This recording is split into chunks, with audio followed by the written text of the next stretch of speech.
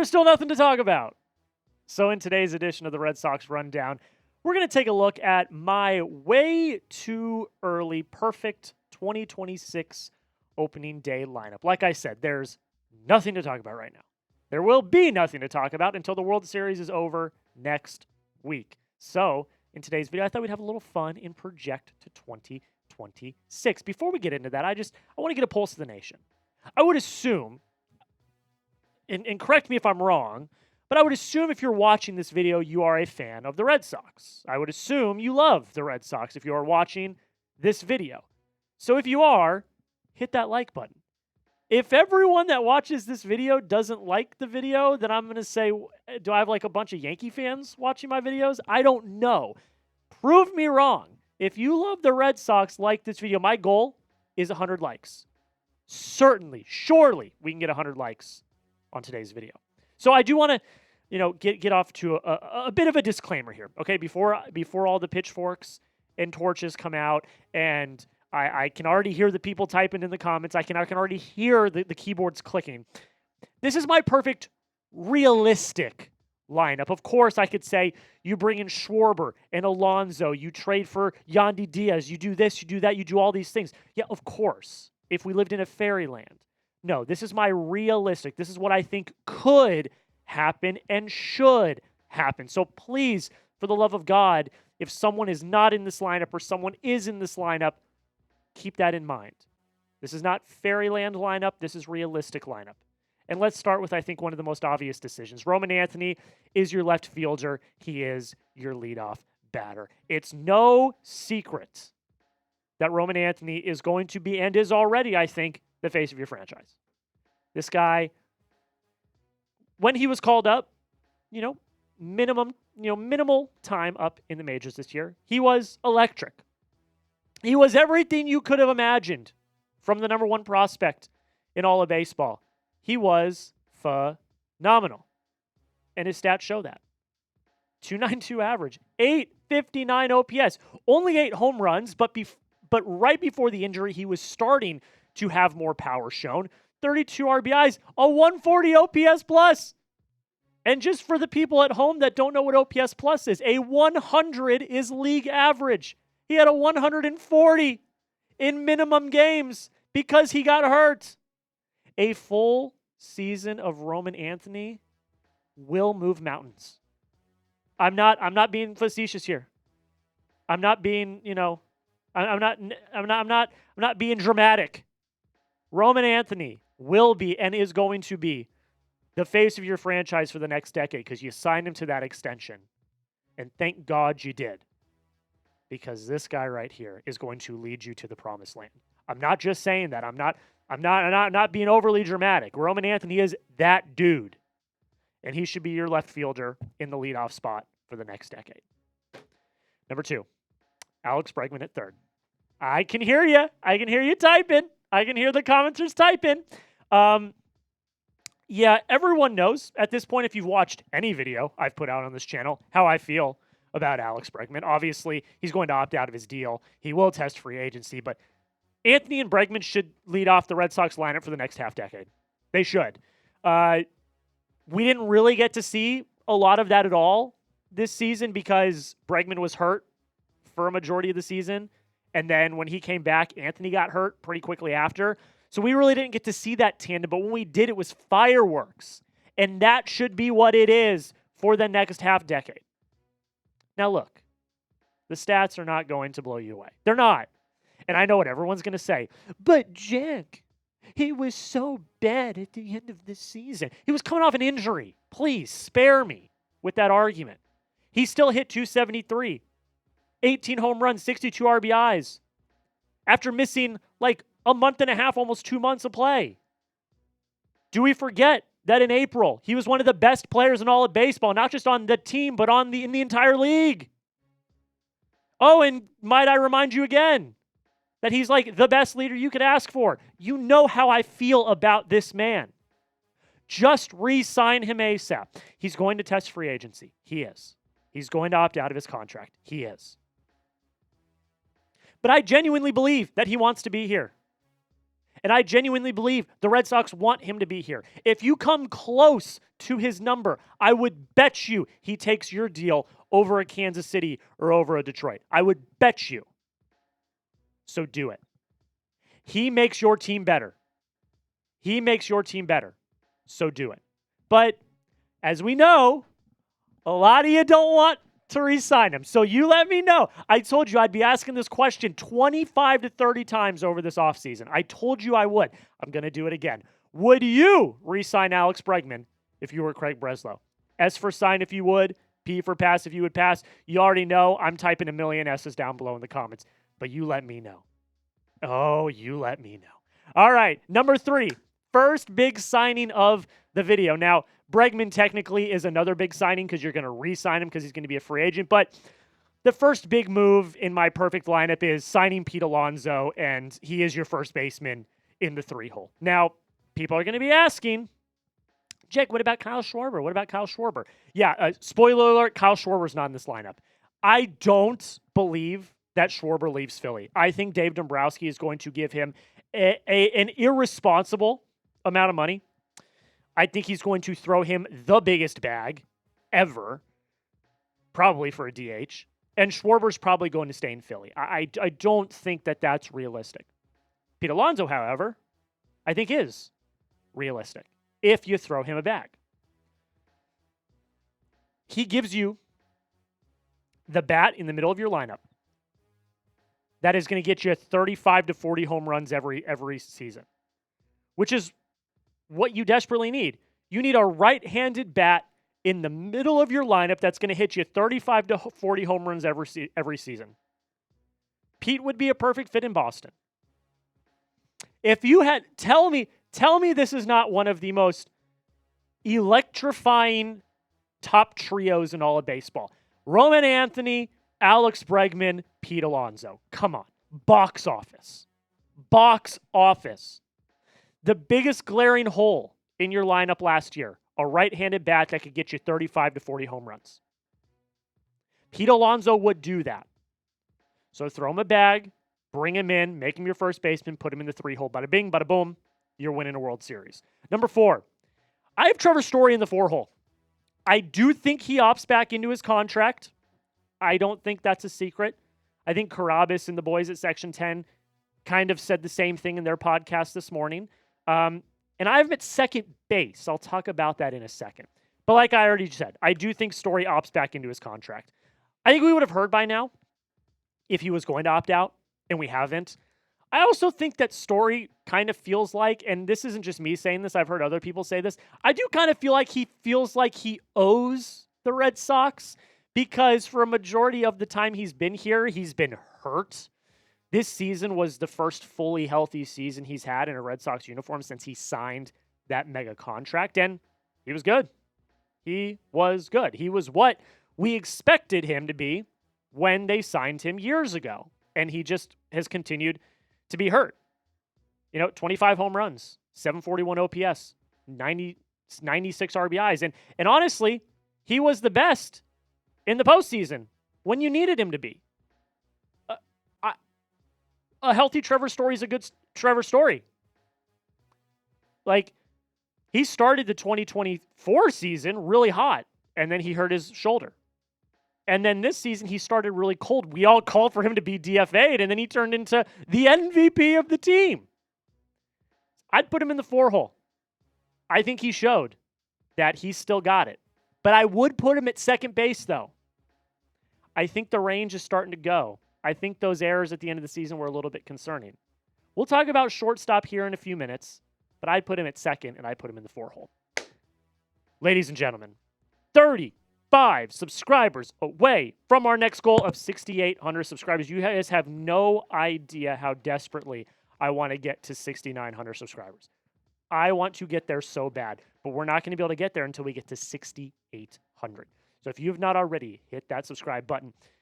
As soon as the World Series ends, stuff is going to start. As soon as the next day, Red Sox payroll put out the schedule.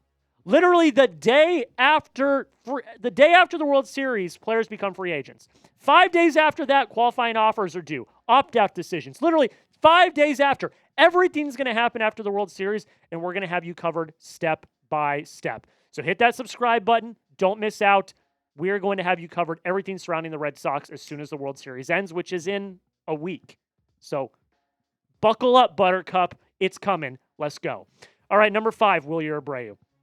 So a lot of decisions have to be made when we are coming up with this lineup. And one of those decisions is the outfield. An outfielder, I think, will be traded this offseason. And as much as it breaks my achy, breaky little heart, I think it will be Jarren Duran. Jarren Duran, I firmly believe, will be on another team opening day 2026. Again, as much as it breaks my heart, an outfielder needs to go. And since I think it's Duran, that means Abreu is going to be the one that gets the slot for the Red Sox. And I think it makes sense. Abreu is younger. He's played better. And he's got that Gold Glove defense. This past season, if we look at the stats, 22 home runs, second on the team behind Trevor Story. 69 RBIs, nice. 116 OPS plus, 786 OPS. Now, he was hurt for quite a bit of the second half of the season. When he came back, he was never the same. But I expect a huge year for Wilyer in 2026. I think if you get a full season of Wilyer, you give him some protection in the lineup with an Alonso or a Schwarber or one of them. I have Alonso in this scenario. I think we could expect big things from, what would it be, his third season, the third year right fielder for the Red Sox. And again, you've got Gold Glove level outfield as well. So I would expect big things. I would expect big things. Number 6, Marcelo Mayer at short. So like I said, I move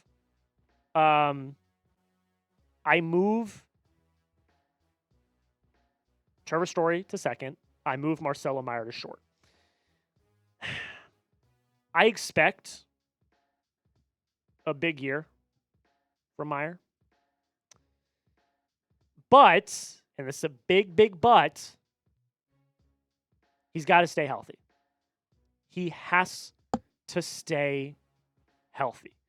This past season, the stats, they did not jump off the page, but again, he was still finding his footing in the majors. He did not figure it out as quickly as Roman Anthony did. And then when he started to figure it out, he got hurt.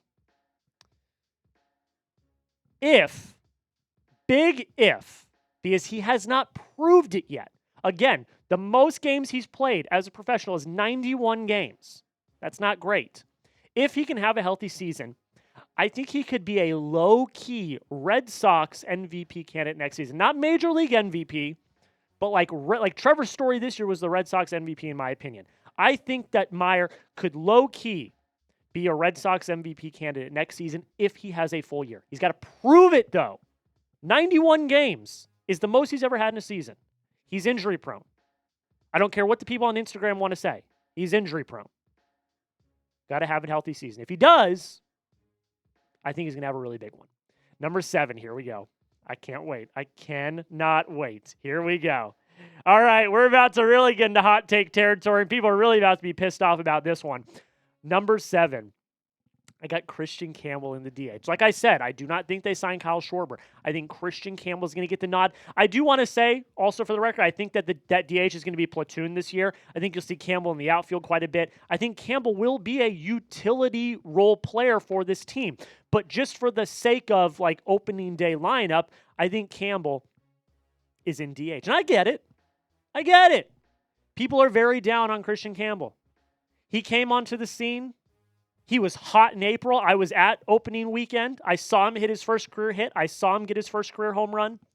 But after that, he fell off the face of the earth, so much so that he got demoted to AAA and did not see the Major League roster for the rest of the season. When he went down to AAA, he played well, though. He had to get his confidence back. He had to get his swagger back. But when he did, he started playing well. He finished the season. These are his AAA stats in Worcester. 8 home runs, 38 RBIs, 38 walks, which is great to see, and almost 800 OPS. I get it, it's AAA. But he was starting to find his groove. And I implore you, I beg you, please, for the love of God, I had the same conversation with you guys about Alex Bregman. Do not let a few bad months of a rookie season, might I add, a rookie season. Do not let a few months of rookie season tarnish your thoughts on a player forever.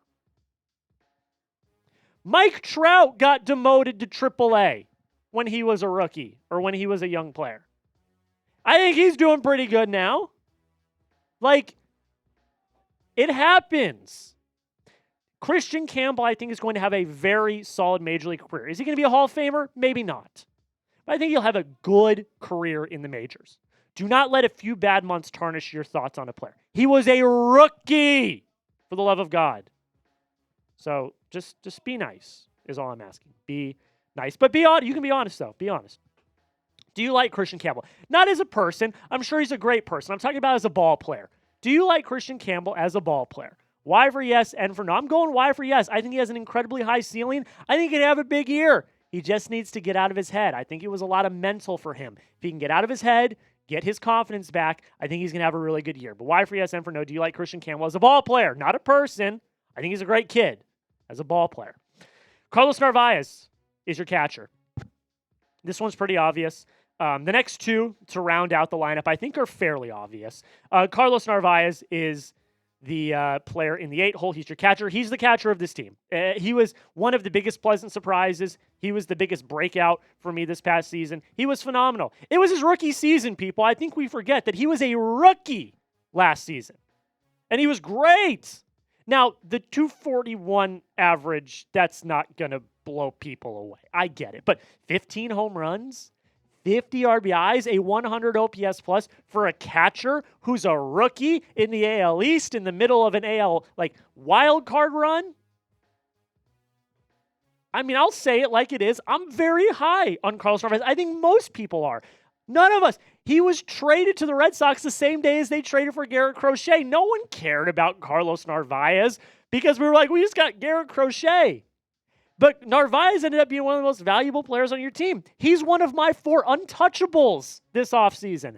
They should not trade him for anyone. I'm very high on Carlos Narvaez. He is your catcher of the future, and he is in the 8 hole for the Boston Red Sox in my way too early lineup. And then last but not least, Ceddanne Rafael in center. This one I think is also obvious. Had a question on the Q&A last week, which I really, really liked, that talked about what is Ceddanne's ceiling. And I want to make it abundantly clear. The Red Sox absolutely love Ceddanne. You know, when we talk about trading away an outfielder, a lot of people would probably say, trade away Ceddanne. He sucks offensively. No. I think he's the safest of all outfielders, minus Roman Anthony. He's the safest of all outfielders. They love his defensive acumen, and I think they genuinely believe that he will come around offensively. This season, not bad. Not bad. 95 OPS plus, not great. 16 home runs, 63 RBIs, a 708 OPS. I'll take that. I will take that because he makes up for it offensively. He should win the Platinum Glove this year. If he doesn't, I'm going to be pissed. I don't know who I got to call, but I'll call somebody. He should win the Platinum Glove. I will take these offensive stats for a Platinum Glove center fielder. If he can hit his ceiling, though, he could be an elite outfielder in general because we saw that in June and July. He was one of the best hitters in all of baseball in June and July. He had how many ice in his veins moments in June and July? He was incredible. If he could hit that ceiling even a little more consistently, he could be in the conversation for a top 15, top 20 outfielder in all of baseball. So I think the Red Sox are incredibly high on him. I'm incredibly high on him, and he is the 9-hole hitter for the Boston Red Sox. So grade my lineup, A, B, C, D, or F. You may say, Jack, you really didn't do anything. But I would argue that's not necessarily true because I moved Story to second. I'm giving Mayer a full season at short. I'm re-signing Alex Bregman. I'm trading away Jarren Duran. And I'm bringing in Pete Alonso. Your lineup's going to look significantly different than it did at the end of this season if they do what I think they do. And that lineup, when it's firing on all cylinders, could be a World Series lineup. I truly, truly believe that. But you grade it. A, B, C, D, or F. Let me know down below in the comments. That's where we're going to end it, guys. Thank you all so much for taking time to watch this video. A little bit of a longer one, but I wanted to get in the weeds a little bit about a potential 2026 lineup. Like I said, hit that subscribe button if you have not already. As soon as the World Series ends, all hell breaks loose, and we're going to have you covered every step of the way. Thank you all so much for watching. Have a great rest of your day. And until next time, go Sox.